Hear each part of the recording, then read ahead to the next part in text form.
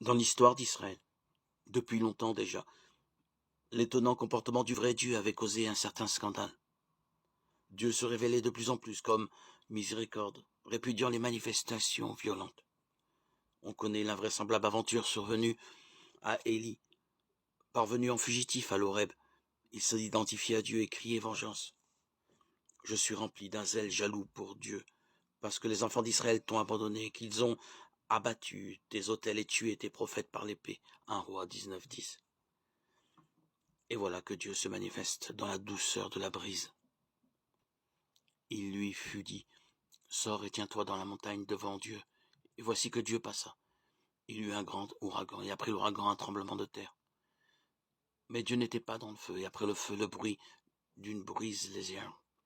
Dès qu'Élie l'entendit, il se voila le visage avec son manteau. Il sortit et se tint à l'entrée de la grotte. 1 Roi 19, 11, 13. Dieu, le Dieu vivant, est d'infinie tendresse.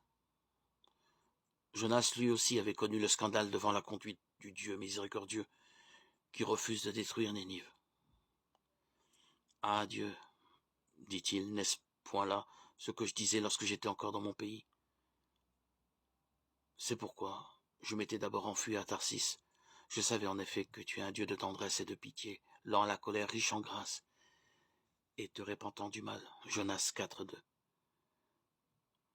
Jésus ne fait qu'accomplir ce dévoilement de la miséricorde divine.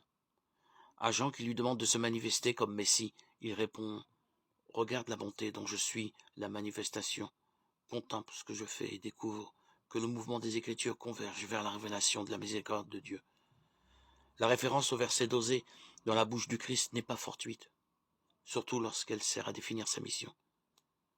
Elle est le renvoi au prophète qui, comme nul autre, a révélé l'infinie proximité du Dieu de miséricorde. Matthieu 9, 13, 12, 7.